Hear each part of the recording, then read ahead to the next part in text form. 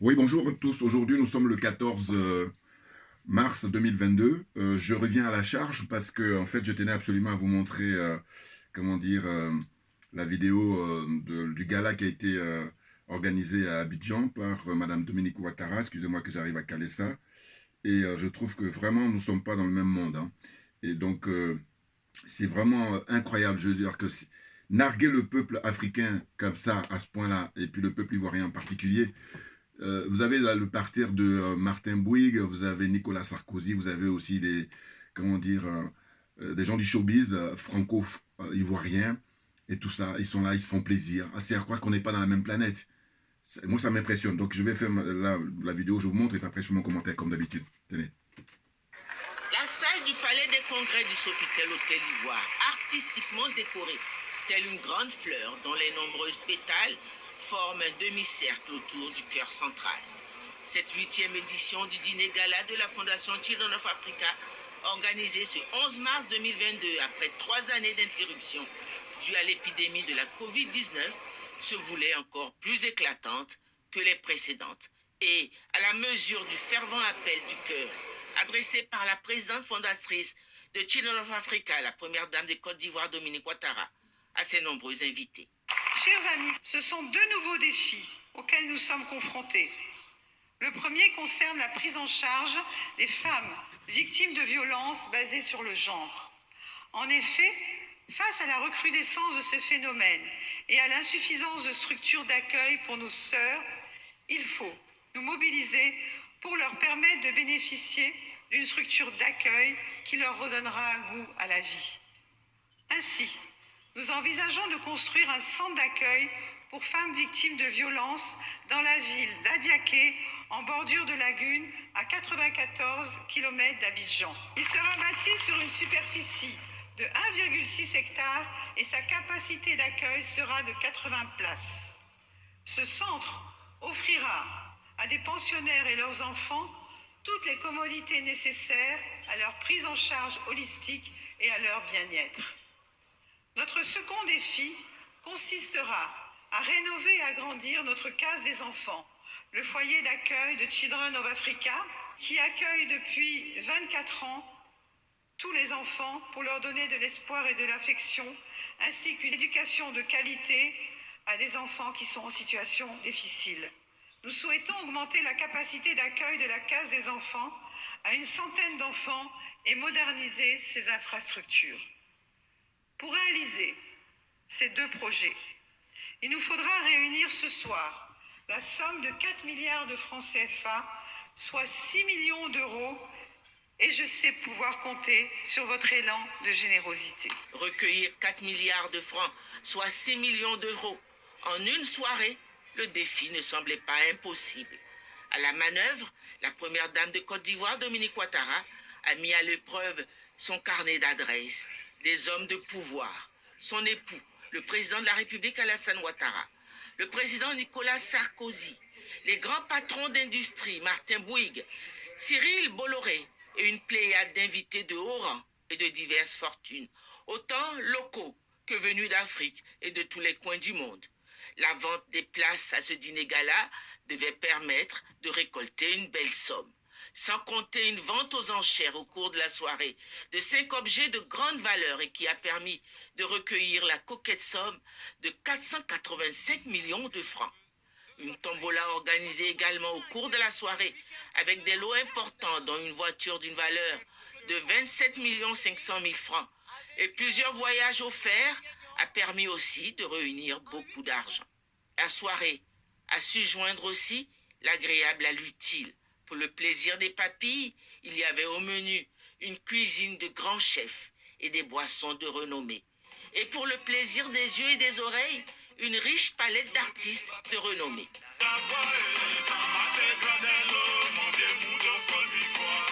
Paris gagnant une nouvelle fois pour la présidente fondatrice de Children of Africa et sa fondation.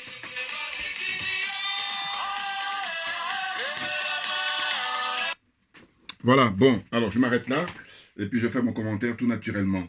Excusez-moi, juste le temps de caler ça. Excusez-moi, 2 secondes. Voilà. Bonsoir à toutes et à tous. Alors, voilà, c'est ça. Excusez-moi. Bon, alors, donc, Djoubé. Toubian, c'est mon surnom sur le net. Et puis, je me veux être spécialiste de la France accessoirement. Écoutez, c'est incroyable. Et là, je fais cette vidéo au fil de l'eau. Hein, c'est-à-dire que comme ça, les inspirations me viennent. Très rapidement, dans ma vidéothèque, je sais à quoi ça me fait penser quand je vois comme ça le parterre de personnalités là. Voilà, on est au 21e siècle et ils agissent comme si on était... ils sont restés bloqués, eux, au 20e siècle. C'est clair. Regardez, je vais vous donner un coup de... Voilà, ça vous dit quelque chose. Certains vont reconnaître. Eh bien, c'est un documentaire exceptionnel qui a été fait par un Belge, Mobutu, roi du Zaïre. Et vous avez des images très très fortes là-dedans, où quand Mobutu organisait justement ces gars-là, il y avait les Raymond Barre, il y avait tout ce parterre-là de personnalités françaises de l'époque. Donc on était au XXe siècle. Oh, donc quand je vois ce que fait M. Ouattara et son épouse, là, ça me fait penser à ça. Ces gens sont restés bloqués au XXe siècle et ils narguent le peuple africain en général, et le peuple ivoirien en particulier. M. Gbagbo en l'occurrence. Monsieur, Henri Konan Bédier, en l'occurrence. Vous vous rendez compte?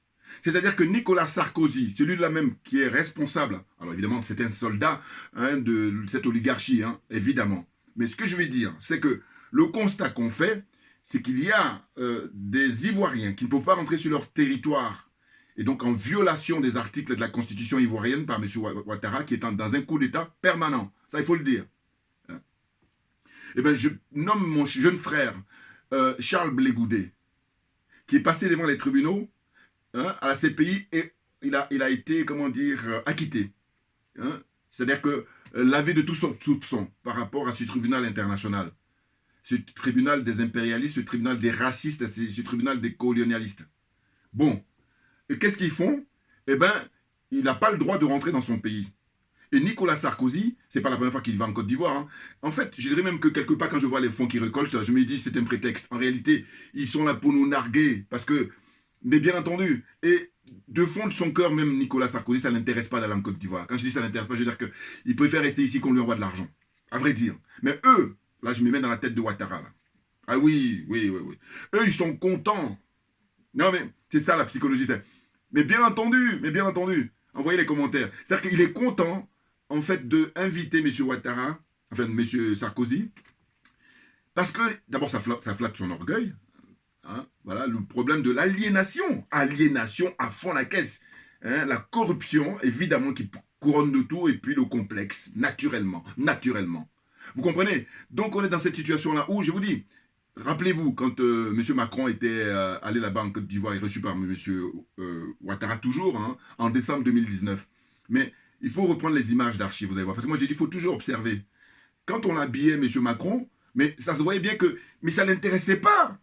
Parce qu'il était habillé, on lui a mis les tenues africaines comme il y a l'hospitalité africaine. À un moment donné, aussi, on est au 21e siècle. Il va falloir arrêter tout ça. Parce que vous savez, on est gentil avec des gens qui nous humilient. Des gens qui nous prennent pour des serpillères. Donc à un moment donné...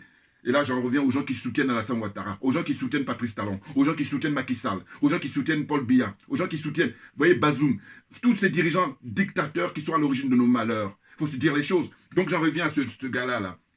Donc, vous voyez, il nargue, je ne sais pas un autre mot, il nous nargue de manière générale. Et puis là, on se dit, mais...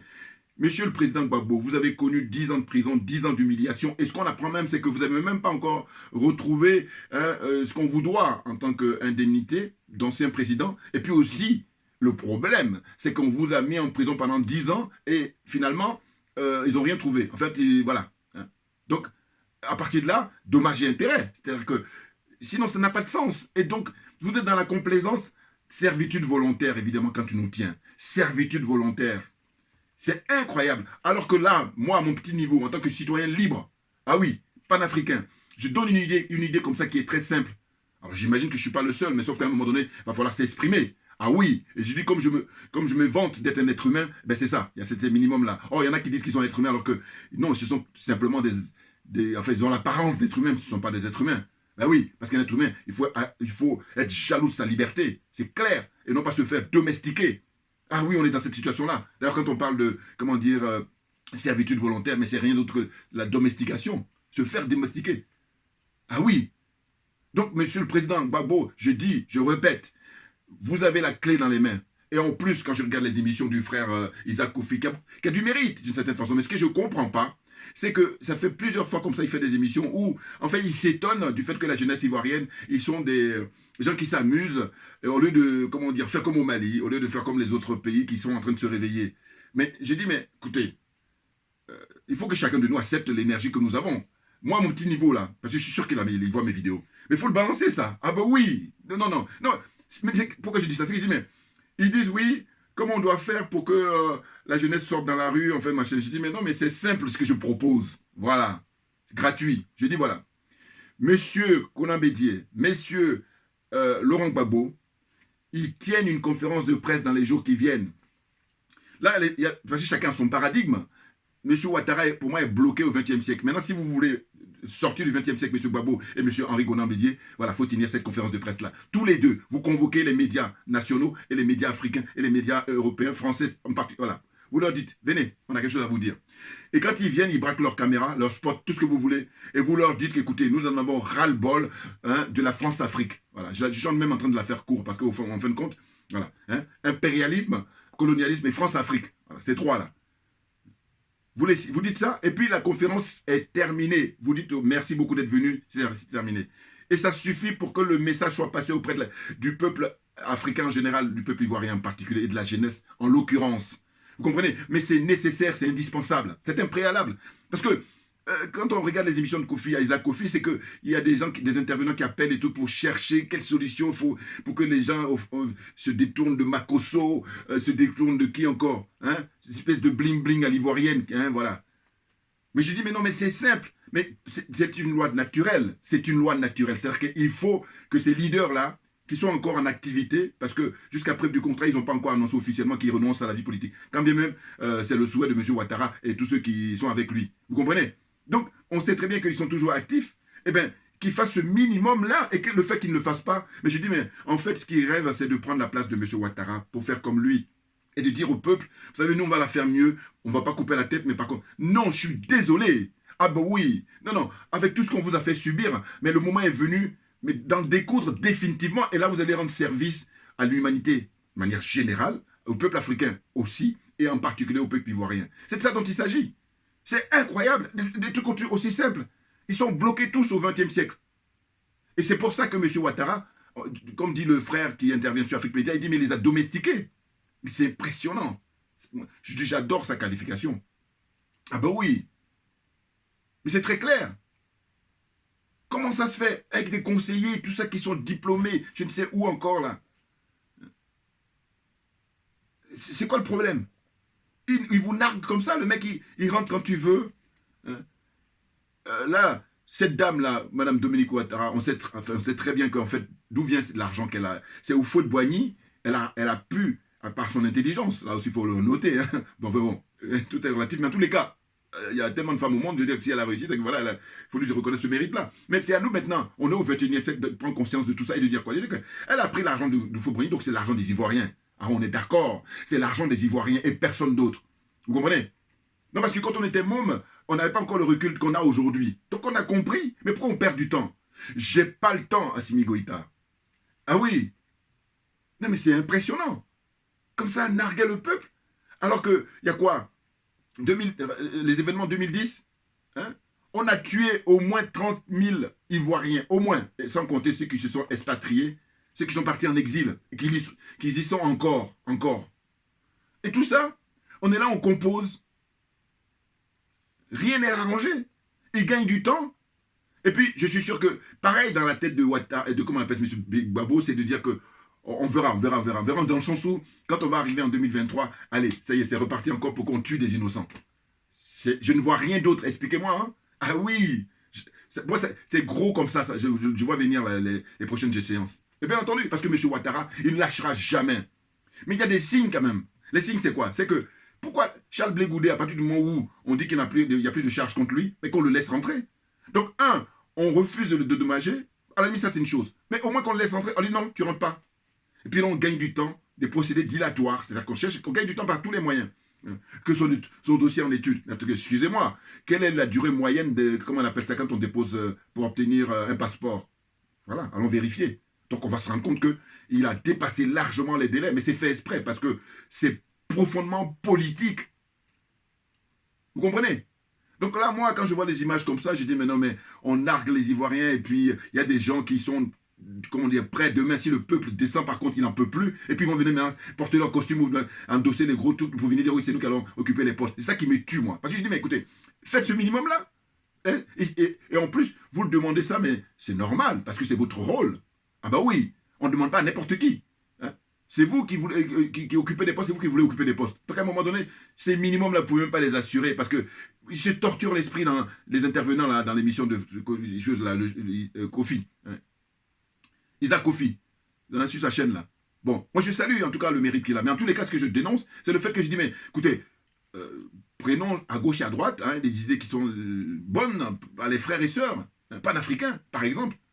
Oh là, on est en train de creuser et puis on va essayer d'épargner Henri Konan Bédié, on va essayer d'épargner, comment dire, le président Gbagbo. Non, on peut les épargner que si ils disent que voilà, définitivement, ils n'ont plus rien à voir avec la politique parce qu'ils sont fatigués. On peut comprendre objectivement. Surtout M. Konan Bédié. Oh là, quand lui, tu ouvres sa chaîne, tu vois Konan Bédié toujours en promotion. Voilà, le PDCI en train de faire des campagnes. Mais n'importe quoi. N'importe quoi. Moi, je suis impressionné par des trucs aussi simples. Mais écoutez, je vous dis, à ce rythme-là, on sera amené à laisser tranquille M. Ouattara et puis les Français. Ouais. Mais oui, parce que c'est quoi le problème là? À ce point-là, être bloqué, aliéné. Ah non, mais c'est dingue, hein? Je vous dis, ça, Mobutu, roi du Zaïre, ceux qui n'ont pas encore vu, il faut regarder ce documentaire-là. Il est exceptionnel. C'est du bon travail qu'a fait le réalisateur belge Thierry Michel. À l'époque, c'est sorti. Vous pouvez le retrouver même sur YouTube. Ça me fait penser à ça, le gars, quand je vois ce gars-là, parce qu'il y a des images comme ça où c'est dépassé. C'est dépassé. Et puis on voit quoi? Les magies système à Salfo. Voilà. Bon, à la limite, ça y est, on a les images, on va les mettre en archive. Maintenant, j'ai dit, bon, les autres artistes qui n'étaient pas là-bas sur place, mais allez-y faire des concerts à Bamako, allez-y faire des concerts, comment on appelle ça, à Bangui. Alors, c'est vrai, il n'y a pas France 24 comme sponsor. C'est vrai, il n'y a pas RFI comme sponsor. Et oui, mais non, mais c'est incroyable. C'est quoi? Avec l'argent que vous avez gagné, vous trouvez que ce n'est pas suffisant pour essayer de dire, bon voilà, maintenant moi, je vais apporter ma pierre à l'édifice. Et apporter ma pierre à l'édifice, c'est de sortir le peuple africain de la servitude volontaire. Rien que ça. Hein? Allez-y chanter hein, dans ces pays-là et vous dites que nous sommes venus chanter pour le peuple. Ayez un peu ce minimum de courage. Mais c'est impressionnant. On est assis là, chacun essaie de regarder l'un et l'autre. Et puis surtout quand tu as un frère qui a beaucoup d'énergie, au lieu de l'encourager, non, on va tout faire pour ce que j'appelle le nivellement par le bas, mais bien entendu. Et c'est ce qui nous fait défaut. C'est pour ça que je dis que, regardez, nous, notre problème depuis longtemps, et puis on est les derniers, c'est parce qu'il y a ça. Hein, zone CFA, des aliénés, des complexés, des corrompus. Vous voyez? Et puis en dernier, je mets encore la jalousie. Ah ben oui. Non, parce que faut chercher. Hein. Sinon, quel est le problème sinon? Qu'est-ce qui se passe? C'est pas possible. Et en plus, quand les mecs ils vont là-bas, mais ils prennent des valises pour revenir. Et on dit c'est un pays où les gens dorment dans les cimetières. Ils parlent d'émergence. C'est un pays où les immeubles s'écroulent comme ça depuis 2011, donc ça fait depuis plus de 10 ans. Voilà. Hein. Pratiquement une fois par mois, il y a des immeubles qui s'écroulent. Et donc, les immeubles qui s'écroulent, ce n'est pas simplement le côté matériel. Non, c'est des vies humaines qui sont perdues. Et là, donc, tranquille, les mecs qui sont à l'hôtel Ivoire, c'est pour ça que je dis, mais c'est une question de... On n'est pas sur la même planète. Et du coup, les autres frères qui ont aussi des moyens, mais faites quelque chose. Ah mais non, mais c'est dingue, hein. C'est dingue. Donc, c'est pour ça que je dis, bon, si vous n'avez pas le courage, me fermez là, rasez les murs, et puis venez pas nous déranger, parce qu'on n'a pas le temps à Assimi Goïta. C'est ça. Ah oui. Alors on me dira, oui, mais c'est normal parce que tu perturbes leur, paradigme. Oui, mais enfin bon, je veux dire qu'on est venu sur cette terre, on est des passages, il faut faire de manière à ce que tout le monde y trouve son compte. Parce que je sache, la Côte d'Ivoire n'appartient pas qu'à M. Ouattara et son épouse, ou à son entourage, ou à la France, par exemple.